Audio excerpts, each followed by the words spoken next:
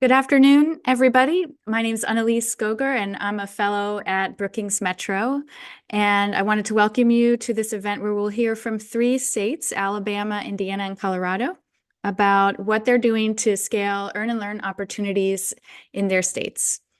And I wanted to first kind of lay out some definitions of why I chose earn and learn and not just apprenticeship or whatever. But really, it's because I think it's important to think about the continuum of work-based learning, starting from just early career exploration to internships to a more structured professional apprenticeship, and then even beyond that into higher ed, into applied higher education opportunities that also involve some hands-on learning.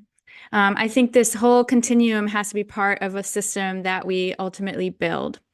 And I think earn and learn is really important for several reasons. One, we have new technologies that are changing all the time. So the old model of just going to college and then going into the workplace and not having to really refresh skills or kind of learn new things and keep things upgraded, that's really not going to work in the current way that the economy works.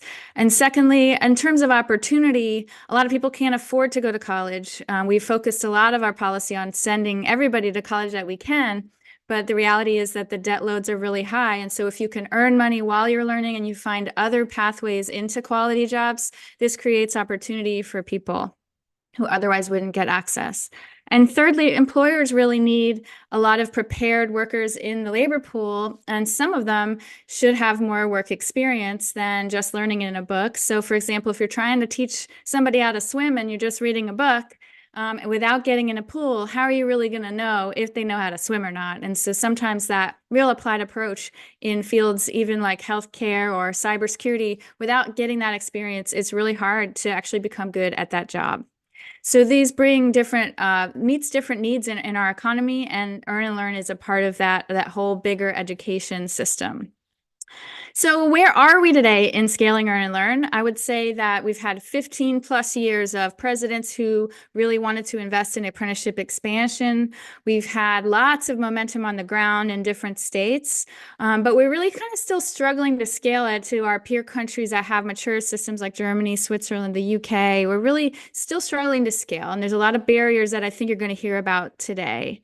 So what I did for this project, that's been the last 2 years, this is a capstone for this project, was bring together delegations of education leaders, career and technical education, K-12, higher ed, workforce, but also business, chambers of commerce in delegations to visit other states that were pioneering in this task to scale earn and learn and see what they could learn. And I've tried to purposely select different states that are approaching reform in their education system from a different angle, some more top-down, some more program-based, et cetera. And I think there was a lot to be learned from seeing, even with these different approaches, how can we get to a place where we have a shared vision, some shared language? What is it they have in common? And where do we need to build in flexibility so that the specifics of a given economy can be responsive to those needs? Here today, we hope to really hear the story from each state. I think it's a really hot topic. You have proposed rules from the Department of Labor that would propose to change some pretty significant things in the apprenticeship system. We have new legislation being proposed in apprenticeship to modernize it and expand it. And we have a new Youth Apprenticeship Academy that all 3 states will be going into in addition to 3 others. And we want to build on what we learned here in that future academy. So without further ado, today we're going to have some opening remarks. I'll ask some questions, and then we have some time for audience questions. And if you want to send in your question, you can email events@brookings.edu, or you can go on X and you can use the handle @BrookingsMetro if you want to send questions. We will be recording this event, and you can find it if you want to watch it 20 times because you love it so much. You can go back to YouTube, the Brookings channel, or the Brookings events page, and it will be up there after the event. So without further ado, I'd like to introduce Mark Tapy. Mark Tapy, I met him first actually in Zurich last summer. He was part of the Colorado delegation that was going there to see what the Swiss system is about, learn from other countries and other states working on education reform. And Mark is the Senior Talent Management Manager at Pinnacle Assurance, which is in the insurance industry. And he's overseeing all the work-based learning and talent development in his organization. For 5 years, he was the apprenticeship program manager there at Pinnacle Assurance, where he successfully launched one of the state's largest youth apprenticeship sites. Before that, he worked 7 years at Goodwill Industries on youth career development.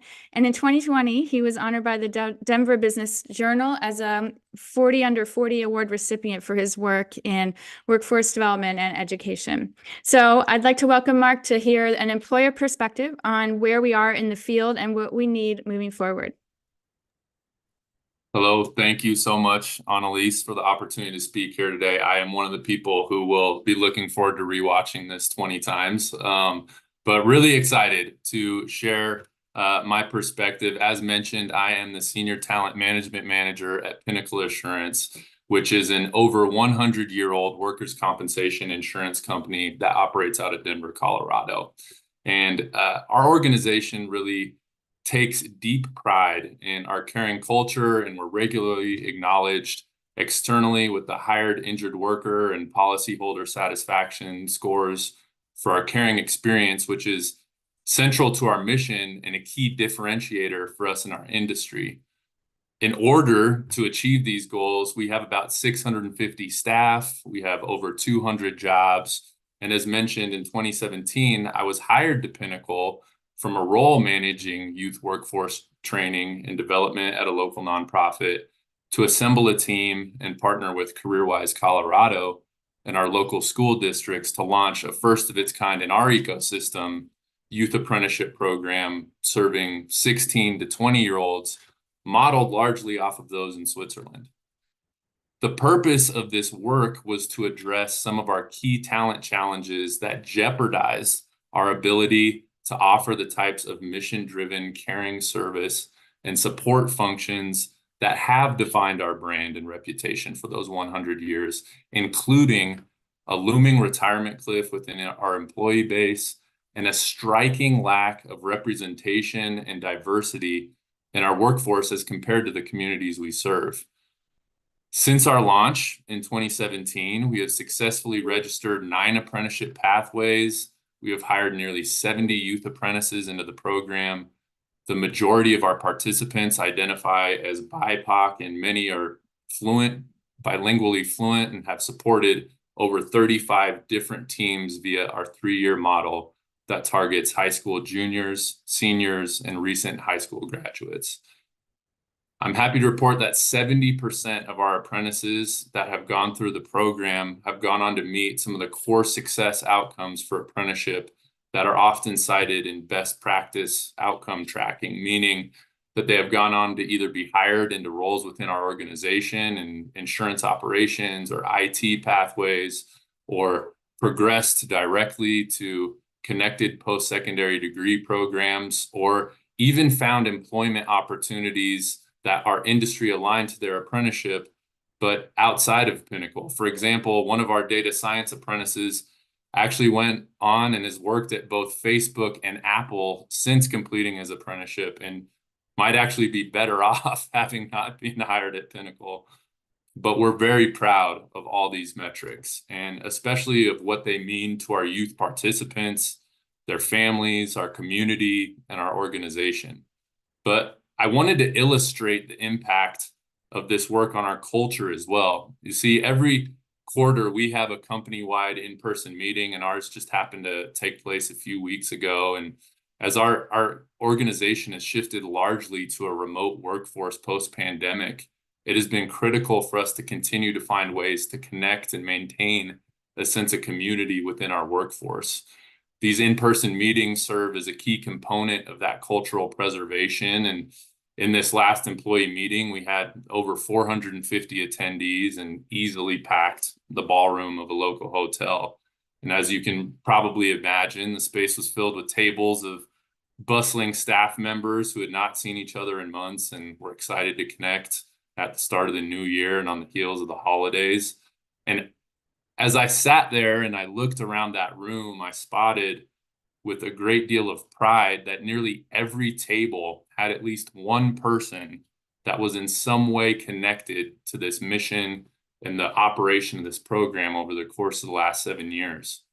I saw apprentices who are supporting key initiatives in our IT and insurance operations functions, apprentices who are successfully leveraging tuition reimbursement and scholarship opportunities through collective grant initiatives in our ecosystems, and our business access to debt-free college education.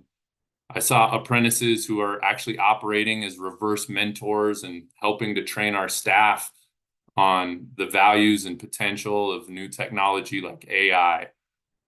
And even former apprentices who are now full-time team members who have incredibly been with the company for over 6 years now and earned multiple promotions and work on critical strategic projects in key areas of our business.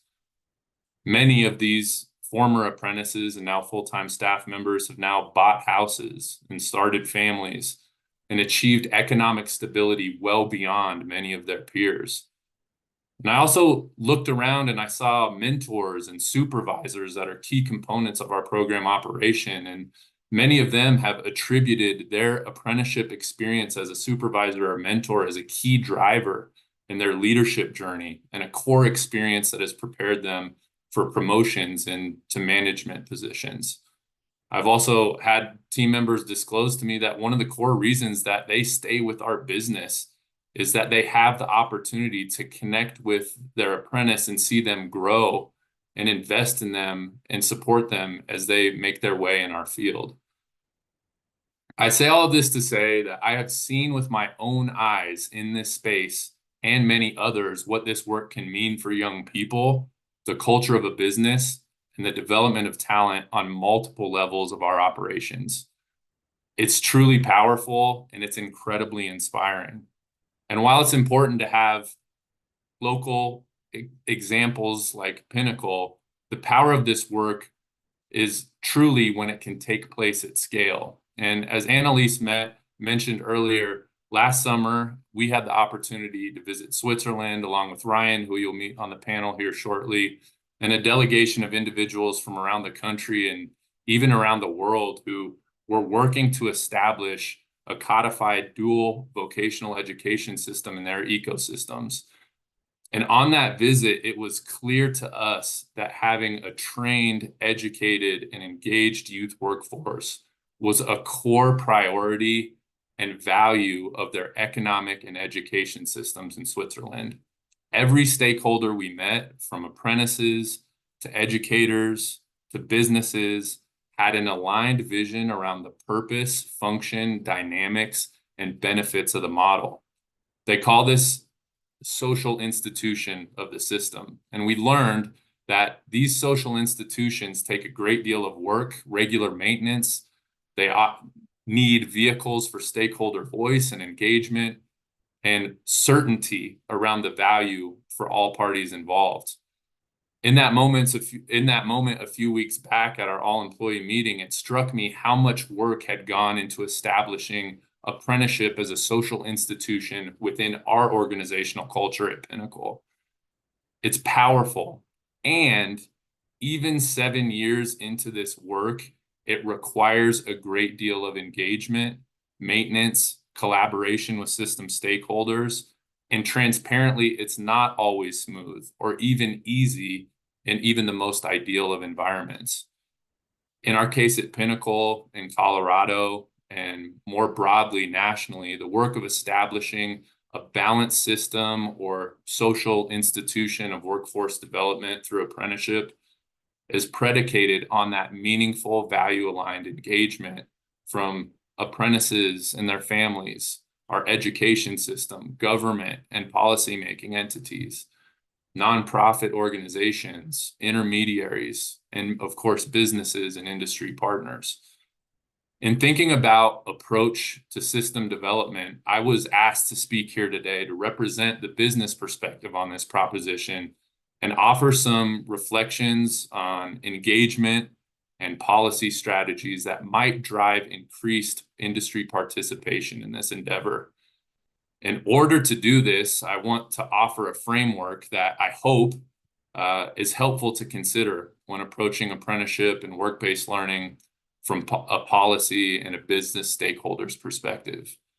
If there's anything that you get out of my remarks today, besides knowing the fact that being a data science apprentice in 2022 was a pretty good way to work at some really good companies, I hope it is this list. So here goes. Here are 4 considerations that I would encourage you to consider to aim to decrease in order to drive business participation.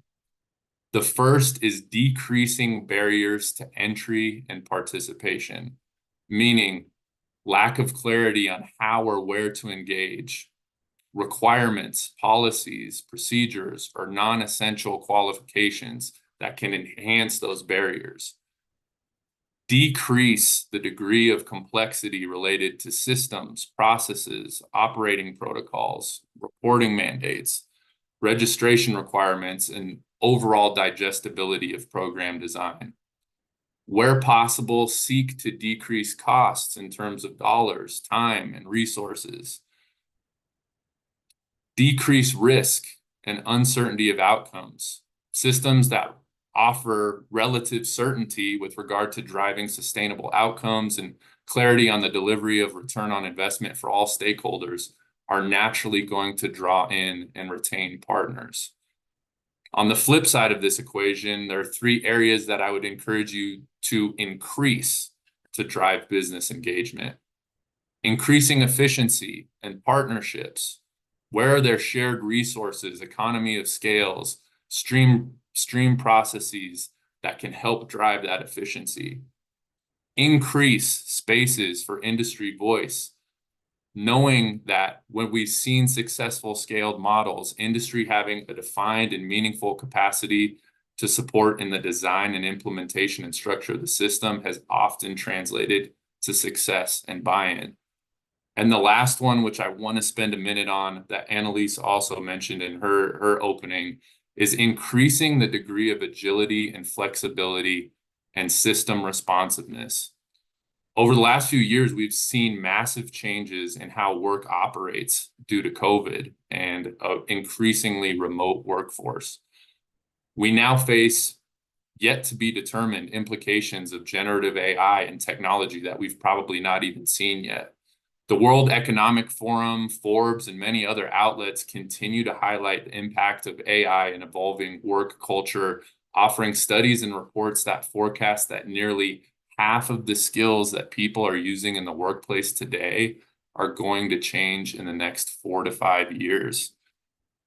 As businesses, we must adapt to these conditions to survive. We simply have no choice. And in this environment of uncertainty, establishing heavily cumbersome and inflexible structures is really like trying to stand up a wind turbine in the middle of a hurricane.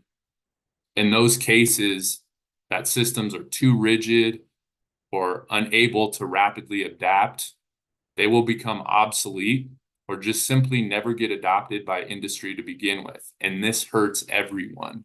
We need these systems. My point here is not to say that policy that operates counter to these considerations should not be included in the system. Protections for participants and quality standards are certainly important. However, having clear-eyed awareness that well-intentioned policy that aims to enrich standards, rigorously ensure quality assurance criteria, and apply additional steps and obligations related to registration, reporting obligations, and multi-system proliferation can sometimes create unintended downstream implications that may decrease incentives and motivations for industry engagement and participation. This in turn can then stifle system expansion and adoption at scale. In closing, I cannot stress enough the potential that this work presents to our future workforce, our young people, and our businesses, especially as we continue to navigate an increasingly complex, uncertain, and tumultuous talent landscape on the heels of one of the most educationally disruptive periods we have seen in recent times. This work can and does change lives. This work can and does provide talent where it is needed most. I've seen it for years, and it requires collaborative partnership, shared vision, collective buy-in, for us to expand this mechanism to all communities and economies that can benefit from it. So I thank you for your time. I thank you for all of your work in this vital space. I hope these reflections were valuable for you today. Wishing you all luck, and Annalise, handing it back to you. Thanks so much, Mark. That was extremely great for setting the tone of this conversation. I'm setting my video on right now. So moving forward, what I'd like to do is bring on the state leads for our delegations in each state. And we're going to have them kind of share a few minutes of talking about just background on what their journey has been in trying to scale earn and learn opportunities. And then I'll ask them a few questions, and then we'll open it up for the audience. So to begin with, we can have Josh Laney speak about Alabama, which was our first convening that we held. Take it away, Josh. Thanks, Annalise. We always love to be first in alphabetical order, so we get to kick everything off.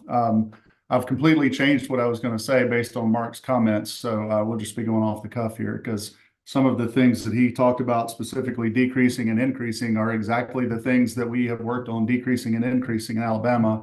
So I can at least vouch for our state that if you do the things as he just described, you will see growth in your earn and learn, whether it's apprenticeship or work-based learning in general. So by way of introduction, I'm Josh Laney. I'm the director of the Alabama Office of Apprenticeship.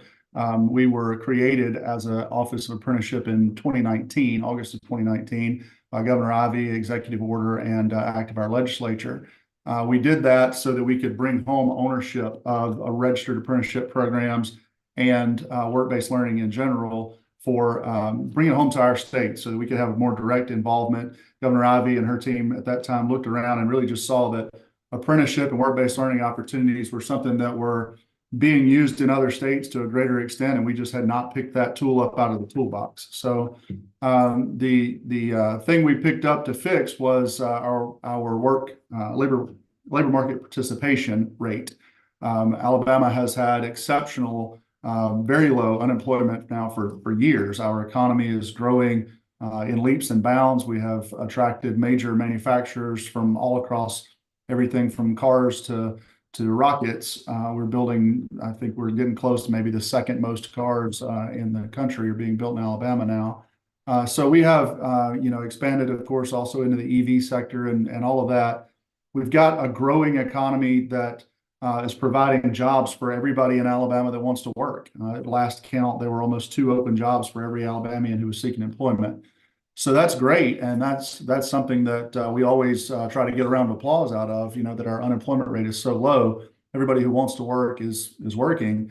The flip side of that coin, though, is if you're an employer and you're seeking skilled talent, that means that there's a tight labor market. And when we started looking at this back in 2018-19, we found that Alabama has historically one of the lowest labor market participation rates in the country. I don't know what the exact number is right now, but we're about 57%. So those of you who don't normally think in these terms, 57% labor market participation means that 57% of the people who are in the working age population are either working or seeking employment. So we start then immediately asking, well, where are these other people? Why are they not working? How are they surviving? And if you dive into that 57%, you see that, well, you've got, of course, your young adult population. Some of them 16 years old are counted in that, from 16 to 64, I think, are counted in that number. So you got people still in high school that aren't necessarily fully involved in the workforce. So you kind of carve a few off of that end for that 43% of not working. You go up to the upper end of that bracket, 55 plus people have started to retire out of the workforce. You got people in the middle that are single parent income, they're staying at home moms, they've figured out their life or whatever. But you've got at least 25% of the prime working age adult population in Alabama that's not working and not seeking employment. So we really have done a lot of study into this in Alabama. Why are they not working? Why are they not seeking employment? And there are really 3 things that come out in the top every time. And it's lack of transportation. That's always a challenge. That's universal for our state. We don't have strong public transportation systems outside of the few metro areas that have those built in. Affordable childcare is an extremely difficult barrier to crack. The third one, though, is the one that our office was created mostly to address, and that is a lack of the skills to do the jobs that are available. So if you've ever heard me talk, you're tired of hearing this example, but it works, so I use it. If you all walked out the door right now, with as many people we got on the call today, this might not work, but if you walked out the door right now and saw a sign across the street that said, brain surgeon jobs, $5,000 an hour, apply here today, start tomorrow, could you take that job? Most of us probably could not. And it wouldn't matter if the sign said $10,000 an hour, you still couldn't take that job because you don't have the skills that are available that go with that job. So that's why we dove so deeply into apprenticeship and work-based learning. We're trying to create accessible pathways for people to get the skills that line up with the jobs that are available so that they can go take advantage of all this great opportunity that exists in our state. So we became a state apprenticeship agency in March of 2020, specifically for that purpose, so that we could have the control, the flexibility. And our priorities were to, one, provide better customer service, which I think covers several of the increase and decrease items that Mark talked about, decreasing the risk and the uncertainty and the complexity and the barriers. That was our number one strategy to expand work-based learning and apprenticeship, was to provide better customer service, technical assistance for these employers. When you're ready to stand this up, you've got to have somebody that speaks the language of business and education and understands how those training models have to interact with each other. So we provide that customer service. We also then worked on new models of apprenticeship and work-based learning programs. We can't keep doing the old way that we've done it, right? There are lots of new models and flexible things like competency-based education. Alabama is huge on competency-based education. And so we've invested in those programs very heavily.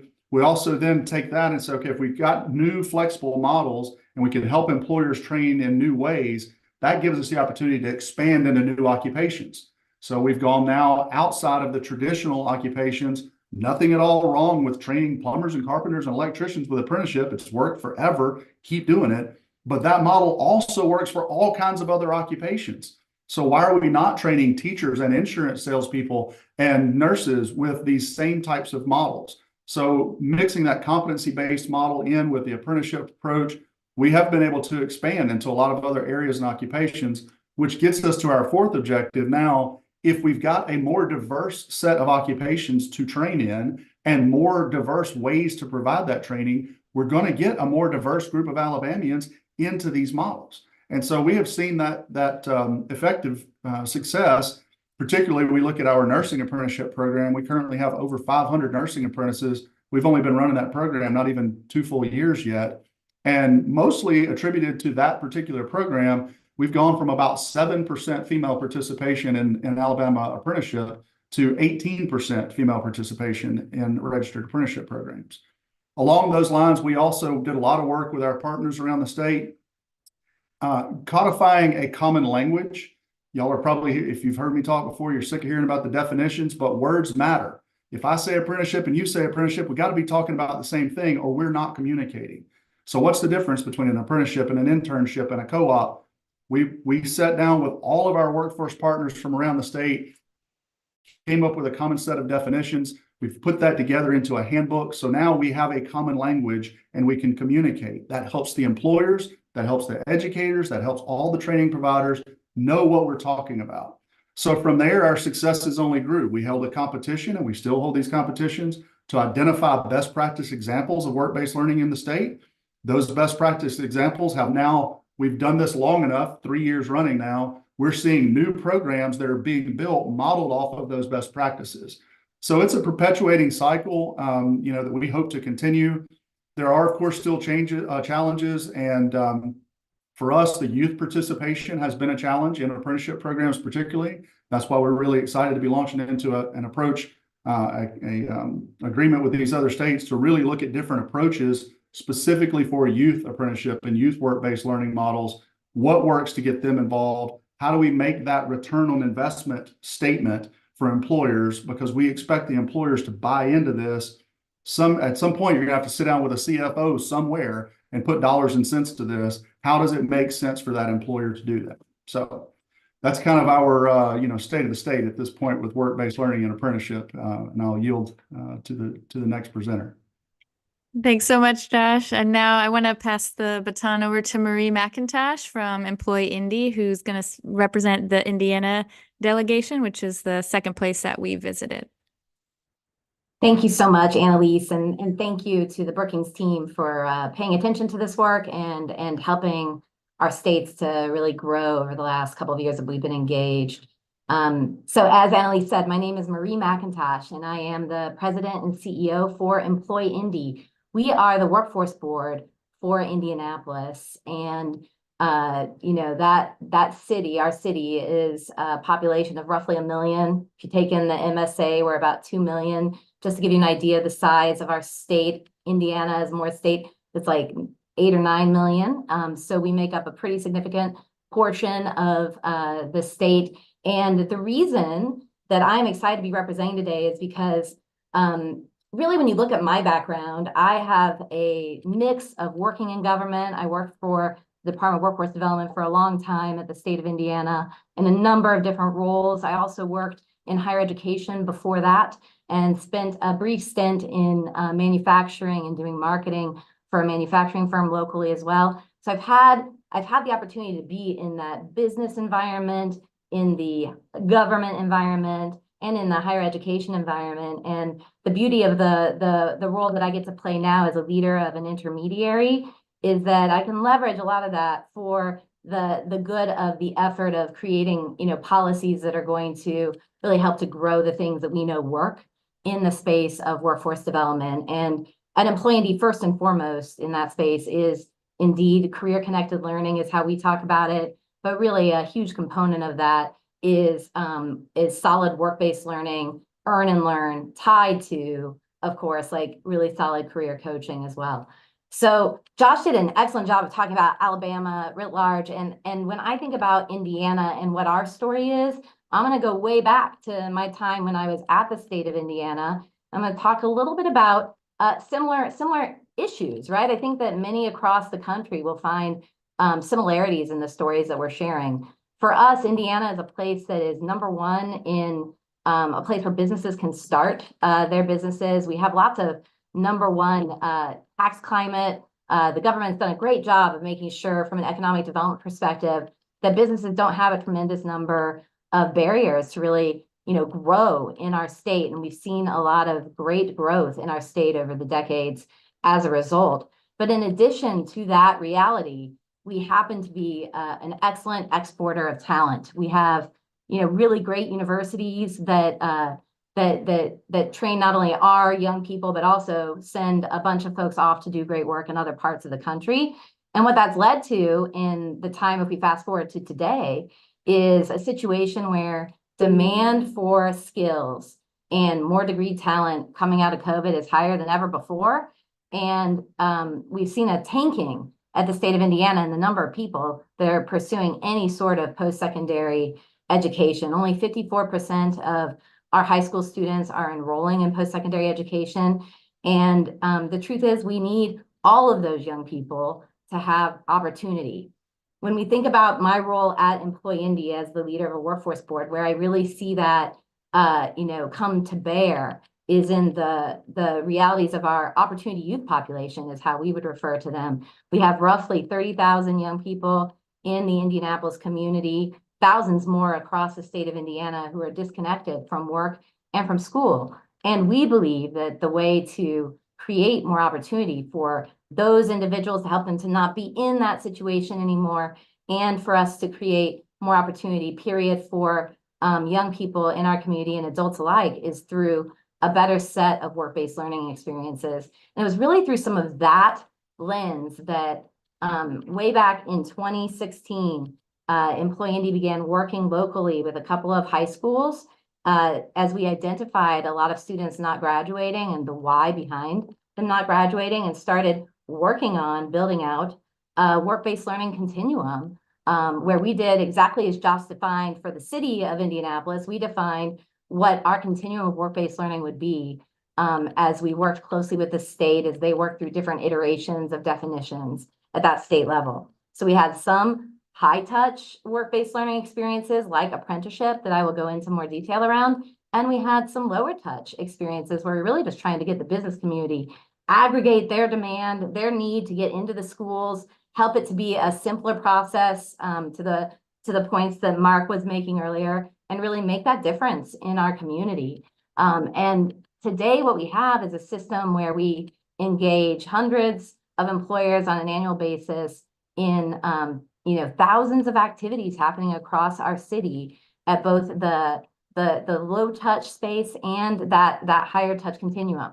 We have hundreds of apprenticeships that are going in our state today for young people in particular, and we have just a number of industry tours, all that sort of thing that we've organized in a way that makes sense so that we know more young people are getting exposed and will have a better plan as they go into their next experience. So we really did skew a little bit towards working with that young population. And part of the reason for that is because at the state level, at the same time that we were building out our local approach, at the state level, they were changing lots of policies around graduation requirements and around work-based learning that necessitated that change so that the business community could understand how they should be engaging with schools around the state.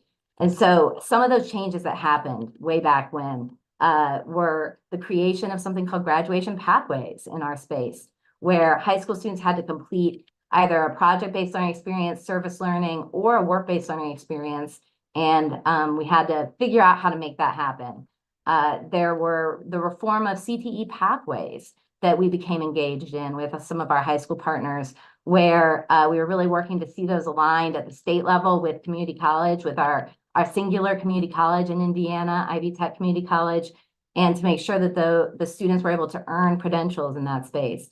And then likewise at the higher ed level, at the same time that this was all going on, there was more crosswalking happening of apprenticeships that Ivy Tech Community College would offer an associate's degree at the same time that our union apprenticeships were happening, and allow for both to be true, that they would both earn the registered apprenticeship journeyman credential, and they would also earn potentially an associate's degree for the apprenticeship that they completed. And so the policy environment in Indiana, the takeaway that's important is that the policy environment in Indiana was really pretty rich for us to be able to come in as an intermediary and work with businesses to help them think about how they could build up their more skilled talent and alleviate some of the shortages that they were feeling in talent as we were seeing not enough people enrolling in different types of more traditional programs at the higher education level.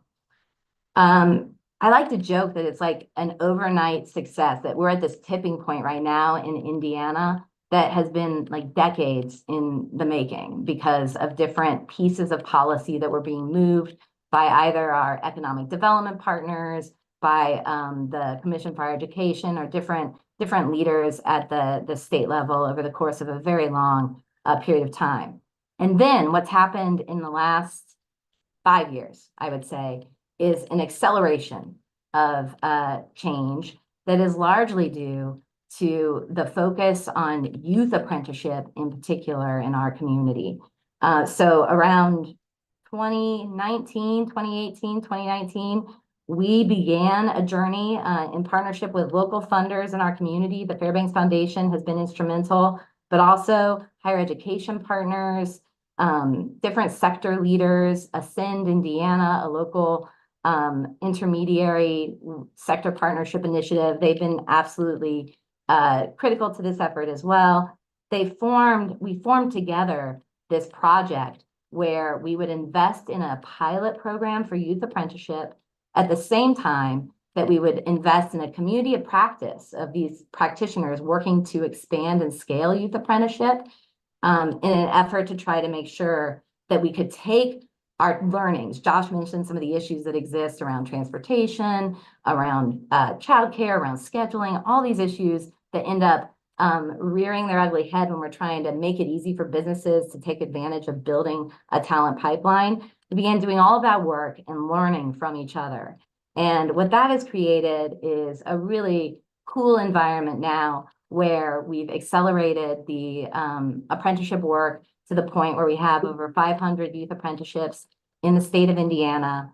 and a number of businesses who are, I mean, over 50 businesses statewide who are engaged in our work and willing to work with us to figure out how to scale things appropriately in our community. So it's a really exciting time for me as a leader who's been in this space for a long time.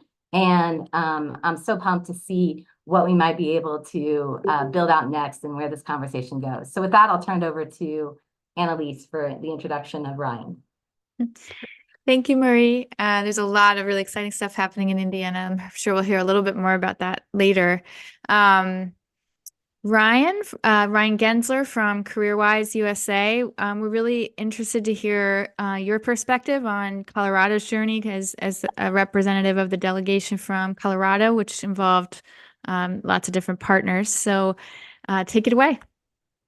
Thanks, Annalise. And thank you to you and Brookings, the reports that you're putting out, the research you're doing, and the opportunity for us as states to come together and learn from each other is incredible and really helping grow the field of youth apprenticeship. I've learned so much from Marie and Josh from Indiana and Alabama throughout this process, and the Colorado team has learned so much and taken it back to what we're doing in Colorado.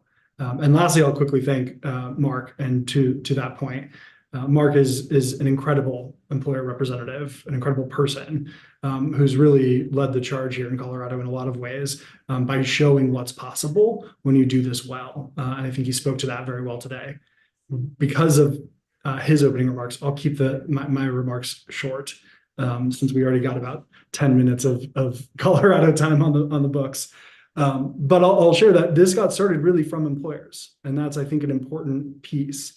This must be industry-led, must be employer-driven. In Colorado, we have something called the Colorado paradox, where we have a highly educated workforce, and yet we're not producing that many of them. We import our talent, unlike Indiana's predicament, where they're exporting a lot of talent. We're importing a lot of our talent. We've got beautiful weather, fun activities. It's not hard to do. And we're leaving a lot of our local Coloradans behind in the process, particularly if you're coming from a marginalized background. Our Latin families are particularly underrepresented in our post-secondary attainment rates, and families of Latin background are typically a significantly lower economic are achieving lower economic thresholds than comparatively in other cities across the country. All of that leads to a talent crunch for employers as well. It's not just a social problem, it's an employer dilemma. And a group of manufacturers, really led by our founding CEO at CareerWise, Noel Ginsberg, went to Governor Hickenlooper at the time and said, this is a problem for us, and we're not going to be able to grow unless we figure out how we develop our local talent. And at that time, Denver Public Schools was building a lot of the similar work-based learning continuum, career exploration opportunities for young people in Denver, as what Marie was talking about. And in that process, there was still this disconnect. So the idea that we were giving a lot of exposure, there was a lot of opportunities to learn about different types of work, even go step into different places of work, but it wasn't translating to careers. It wasn't actually making that next step leap. And it wasn't until a group was sent out to Switzerland to learn some of the international best practices around local talent development and work-based learning as a formal education system that we realized youth apprenticeship is a big missing piece in Colorado. That connectivity to what happens in your earlier learning in high school to your career component. At the time, we didn't have a lot of youth apprenticeship. There wasn't really a definition for youth apprenticeship. There wasn't a lot of registered apprenticeship outside of the trades, to what Josh was talking about earlier. And so what Governor Hickenlooper did at that time was create the Business Experiential Learning Commission, a place where relevant talent agency heads, economic development, community college system, higher ed, K-12, can come together with employers and devise a strategy for Colorado's work-based learning. And in that, define a definition of youth apprenticeship. The registered apprenticeship definition that the Department of Labor has. At the time, we were an Office of Apprenticeship state.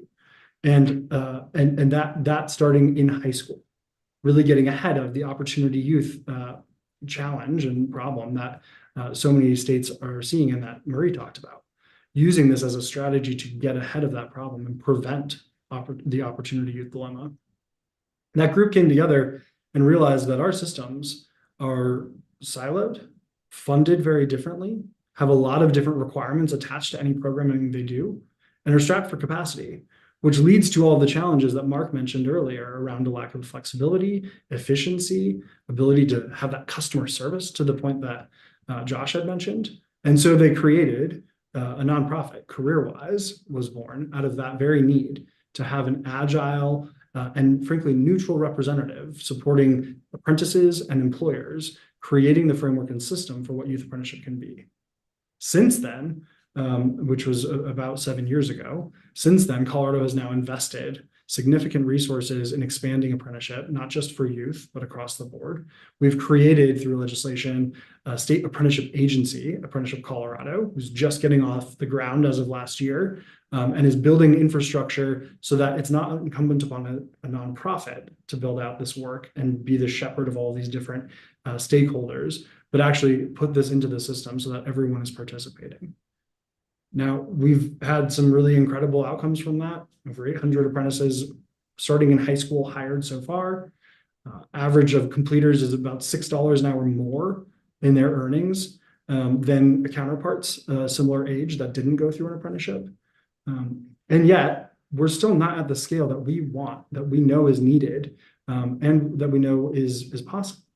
Part of it is because of the complications of these various systems that are all trying to work together in a way that they haven't been forced to do in the past. It's the beauty of youth apprenticeship is it brings together K-12, higher ed and community college, post-secondary training in general, workforce and employers in a mutual way, not just handoffs like we've traditionally had, but actually having to co-create and co-collaborate on this work together. Our Task Force 1215 in Colorado was legislated to look at this very thing. How do we better connect and align our secondary, post-secondary workforce systems, programs, and efforts so that we can have more seamless movement of our young people and workers in general in Colorado as they're getting trained, as they're learning through on-the-job experiences, and how that value and the credit that they deserve or the skills that they've earned is following them throughout the system, regardless of where they're ending up. No wrong doors and always a next step, something that we learned in Switzerland and something that we try to aim for as we build that out in Colorado. Happy to share more about all of that as we go along.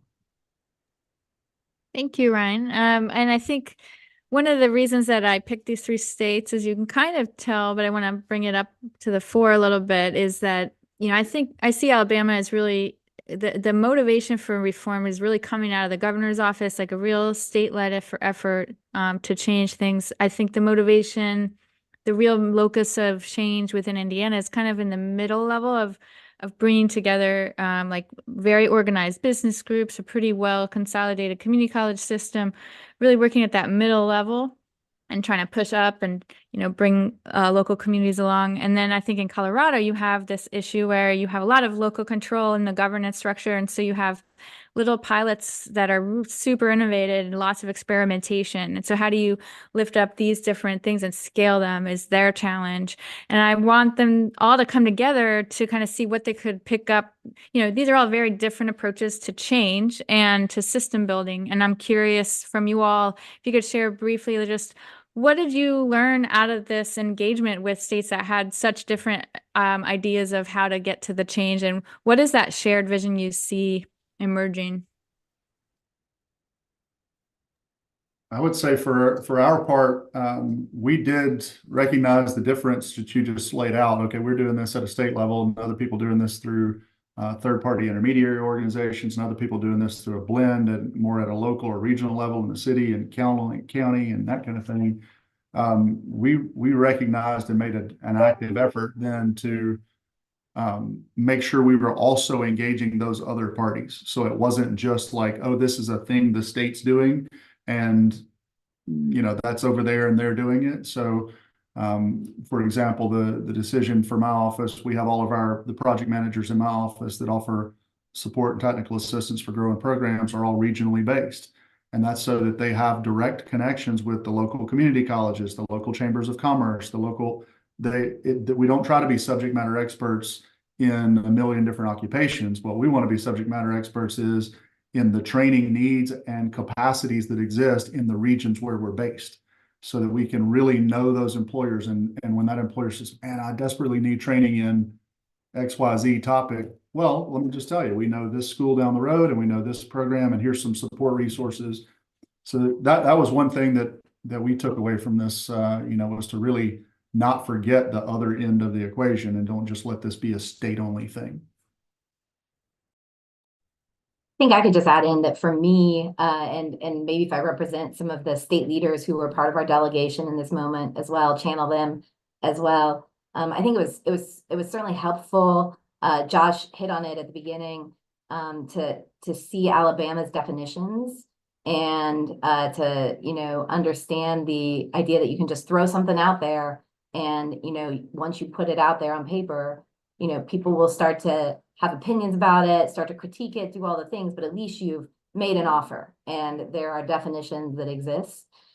Today, we have more definitions than what we did when we started the project a couple of years ago. The state of Indiana, Department of Education, has formally created 4 levels of work-based learning that include, and one of those includes youth apprenticeship. So that's very helpful to our efforts, so that, to the point that Josh is making, when people say the word apprenticeship, we all understand what we are talking about. When we say the words employability skills, we're clear on what that actually means. So that was a great learning from my perspective. Yeah, I think similarly for Colorado, as we've now created a framework for high quality credentials and non-degree credentials, and we're looking at how we apply that in the system to eventually be able to crosswalk better.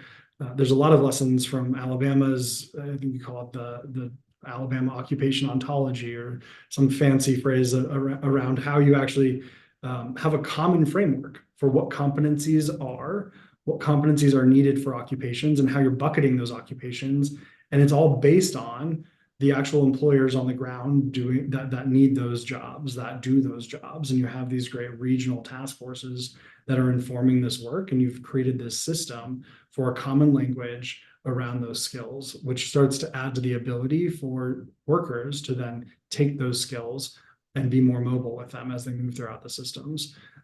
So I think Alabama's work in that has been really impressive. A lot that we can learn from that as we continue to move in that direction in Colorado, towards more competency-based education.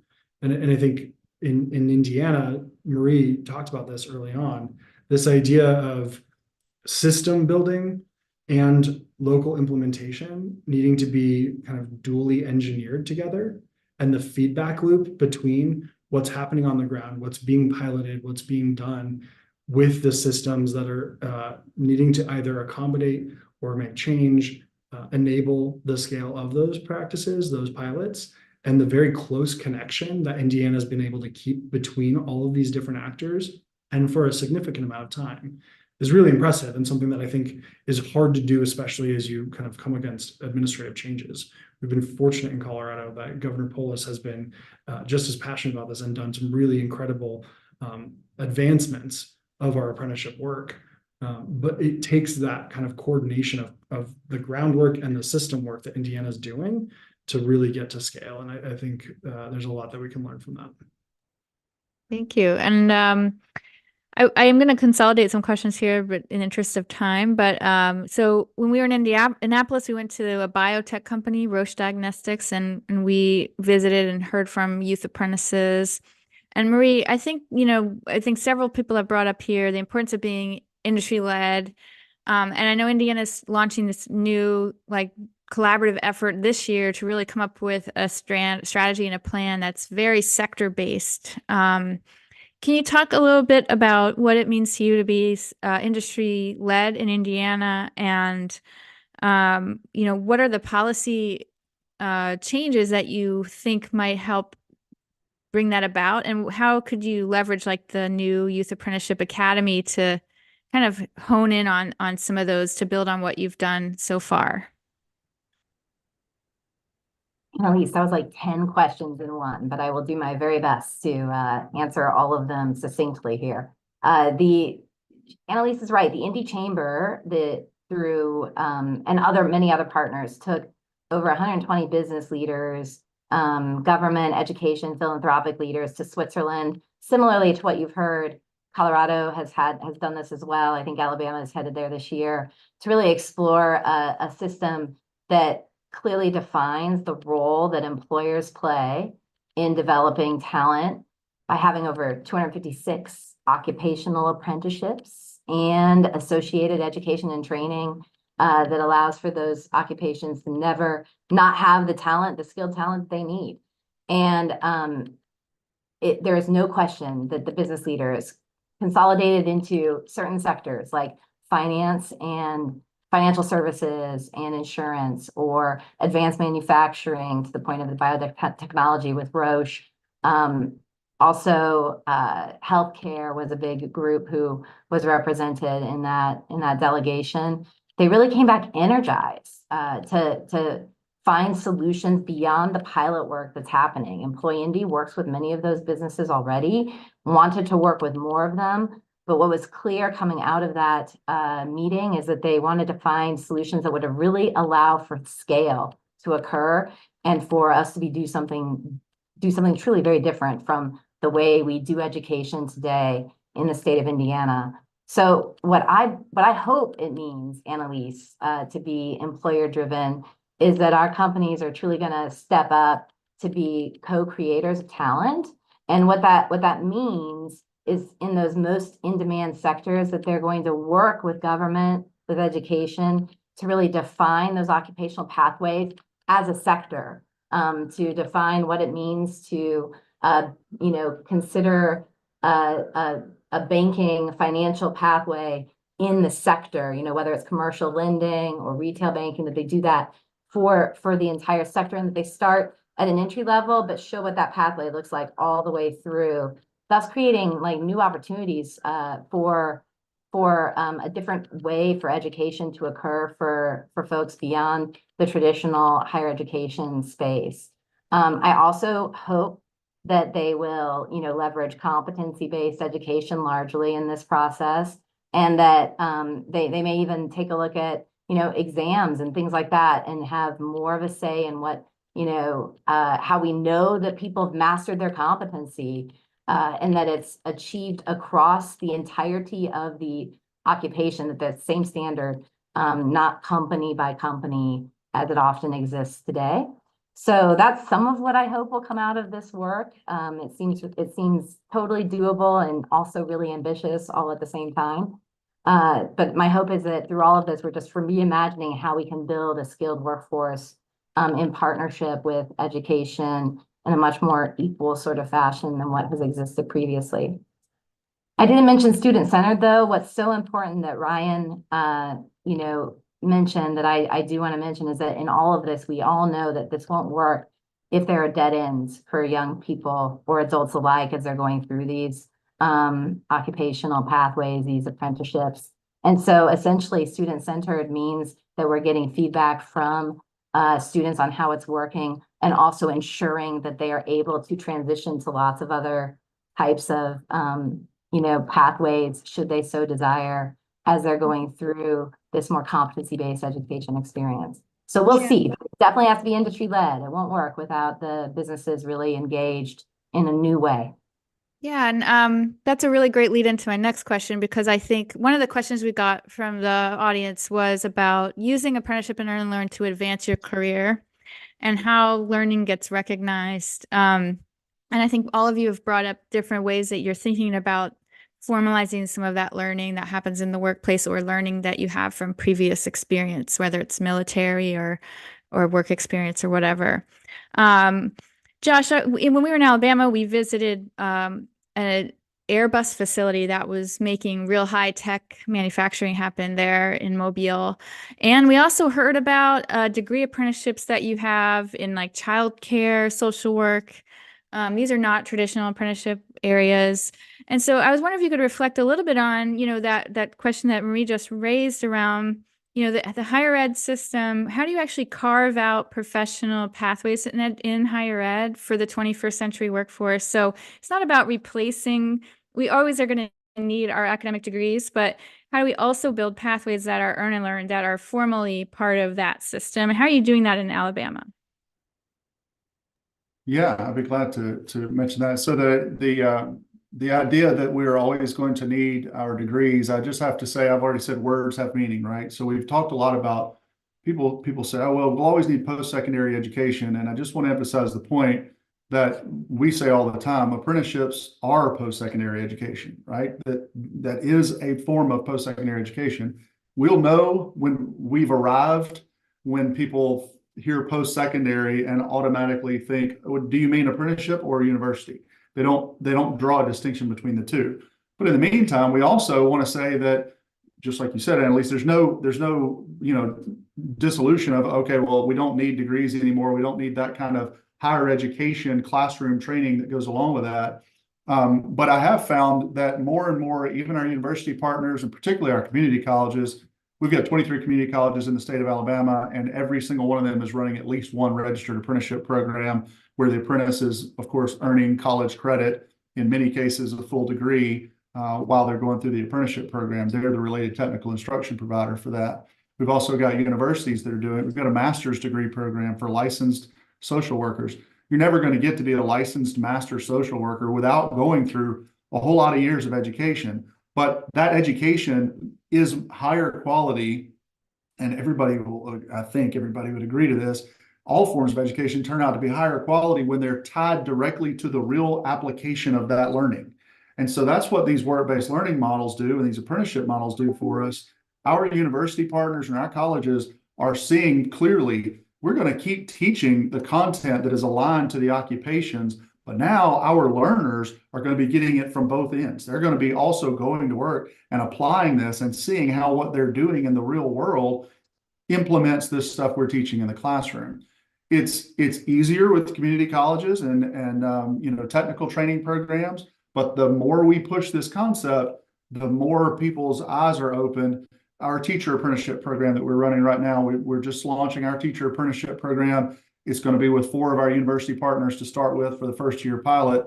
And several of them have now been able to look, and our early childhood apprenticeship program does the same thing. They look at the competencies that are demonstrated in the classroom during the apprenticeship, and they say, if you can demonstrate those competencies on the job, and you can document it through a portfolio of work or observations by your journey worker, whatever it is, you can document that learning. You don't need to sit in this class for X number of hours and document time in a chair to validate that learning. So actual credit for competencies mastered on the job, we're really excited about that. We're seeing it in multiple different programs.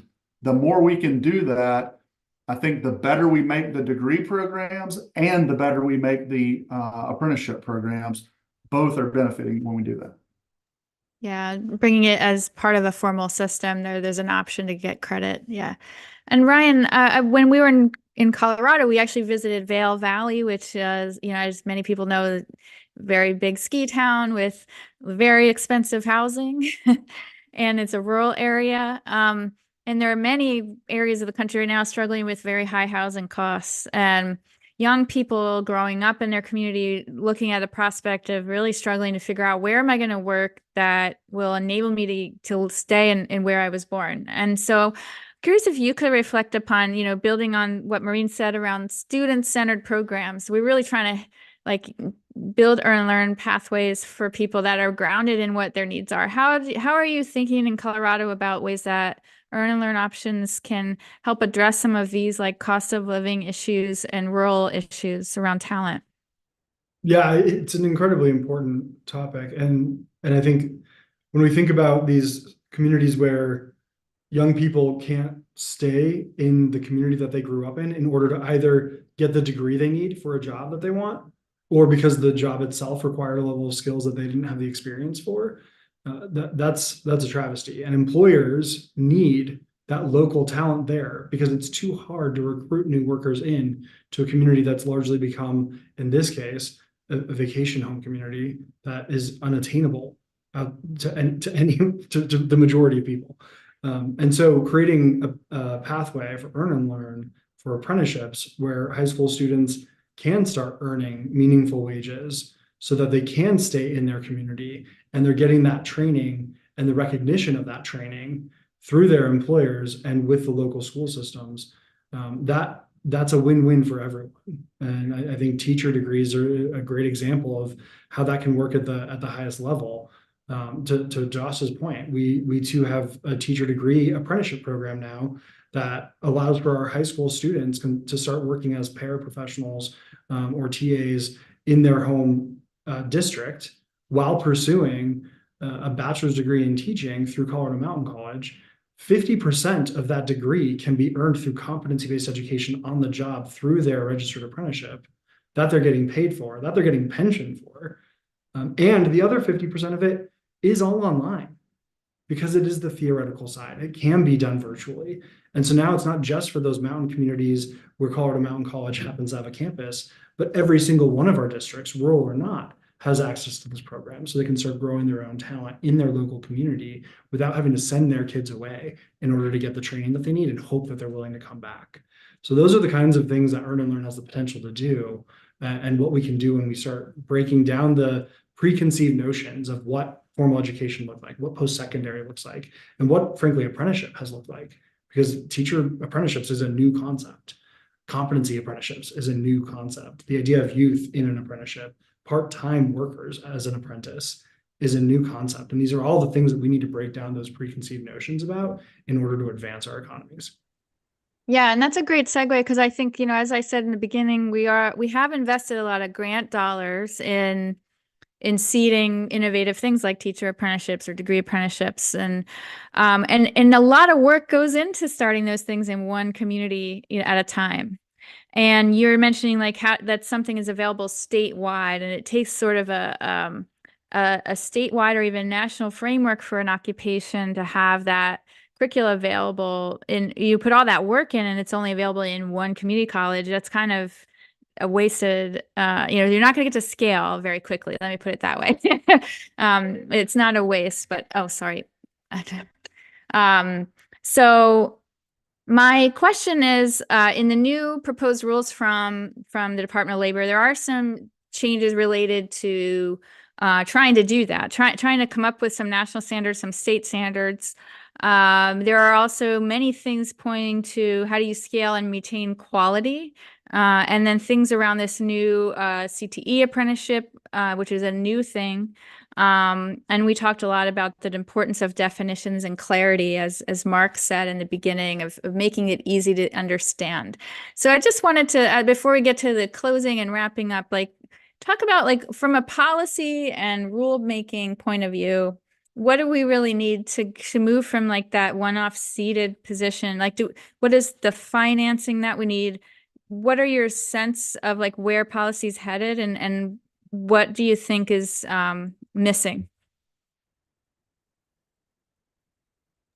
I'll share really more of a reiteration of something that I think Mark mentioned that's really important.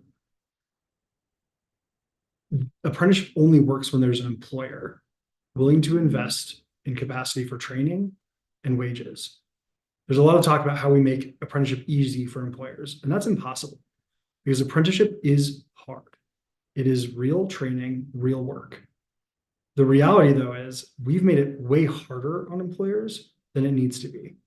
We can't add to the challenges of what an apprenticeship already has by the very nature of developing human capital, which is a hard thing to do. Having preconceived required upfront input requirements for how an employer trains an employee is the wrong place to spend limited capital, limited capacity. Having consistent outcomes for what an apprenticeship should produce, regardless of how they get there, is a better place to spend our limited capacity and capital as a country, so that there's that mobility and recognition of what an apprenticeship is, that then starts to look more like what one gets when they get a bachelor's degree, regardless of how they got that bachelor's degree. So I think creating a system that's more outcome driven rather than input driven is a direction that we need to go. And I think there's certainly components of that in the currently proposed regulations. There's also a lot of other components in there that I think add to the layers of bureaucracy and challenges that would actually prevent employers from wanting to engage in this in the first place. Ryan's super nice. I will say that the the way to fix policy the way to fix policy that will encourage more participation is to have less policy, not more policy. To identify the policies that are acting as barriers and remove them, and not place more constraints around the flexibility that employers are seeking. Marie said that we're asking employers to be co-creators of talent. That's what we're asking for here. We don't say easy in my office, we say effective and efficient. That's the language that employers speak in. Whether it's easy or not is beside the point, but is it effective at the goal, and is it an efficient process? And we're going to continue to work to make it more effective and more efficient. And by nature of doing that, it's going to get us a better return on our investment. We tell our employers right up front, you don't get a return on an investment you don't make. I don't get dividends on Apple stock because I didn't buy any Apple stock. So you've got to be ready to be a co-creator, to be invested in creating these programs. But from a regulatory and governmental and policy standpoint, the less we constrain the flexibility of the development of programs, in particular, we're talking about registered apprenticeship here, but if we add too many burdens, too many regulations, too much intrusive oversight, where I'll avoid getting into specific items, but I'm inviting the government into my business in a way that I'm not super comfortable with on the very front end. Before you can even really start developing your program, you've got to prove a lot of things to the government, and people just don't, employers aren't really into that. So what will the pressure be? The pressure will be to move away from registered apprenticeship programs and things that are governed and have quality standards associated with them. We have no problem with quality standards, but the pressure will be to move away from that towards unregulated activities that have lower burdens, that are viewed as more efficient and more time effective for those employers. They're creating their own workforce, which is not their traditional role. That's not how they've normally thought of themselves. We think all the time, and if you ask a group of educators, who is the customer for education system, they're going to say, well, it's the students. The students are the customers of the education system. And we got to get out of that mindset. The students may be one of the customers, but really the students are the product of the education system. The customers are the employer. And I'll give credit to Jimmy Hull, our state CT director, who always says that the goal is not the diploma, the goal is the W-2. So what's on the other end of this training? That's what we're after. And if we put barriers and we put additional restrictions and policies in place that dissuade employers from making those investments, we'll throw a wet blanket on what has been growing at an extraordinary rate in the last really 5 to 7 years. America, I think, has woken up to the concept of competency-based learning and apprenticeship. And if we do anything to get in the way of that in its nascent stages, we could throttle it. We could really kill it pretty easily. Thank you. Marie, do you have quickly anything to add? We only have 2 more minutes, so I want to do a little wrap up. But if you have anything you want to add, feel free. I feel like Josh was dropping the mic with what he was sharing there, but I will just reiterate that if we go back to what Mark said, we should be looking for earlier on at the very beginning. I'll just close with, it was decreased barriers to entry, decrease complexity, decrease costs where we can, decrease risk, increase efficiency, increase space for industry voice, increase agility. And to the point that Josh is making, I think, much of the regulation is not necessarily fulfilling all of those objectives today. Thank you. Yeah. So in closing off this 2-year project, I think, as you can see, I think we've really gotten to the heart of what is it going to take to scale this work. And I do think that having these ways of engaging employers that reduce the sort of admin burden and let them focus on what they're good at, which is the talent development part, is essential. I think we heard a lot here that keeping it learner-centered, really responding to what people want and need and that they're not getting from the existing education system, developing some shared language, some shared definitions, a shared understanding of what are we all working towards, and not having, 53 separate different ways of approaching apprenticeship. I and having some common threads there that we all understand. And then also making sure that we have those elements of quality and trust in there without overdoing it on the regulatory burden. Really thinking through, maybe that's something that the future apprenticeship academy, the Youth Apprenticeship Academy, can tackle a little bit more. So I want to close by just thanking our panelists here, and also thanking all the people that have come to the convenings in each state. It has been a remarkable experience, and for me, one of the surprising takeaways was just how important that relationship and peer learning is to kind of creating this sort of sense of shared vision and working towards something, finding those commonalities and finding that language to speak to each other. So I hope that you all continue to build that community practice as you move forward.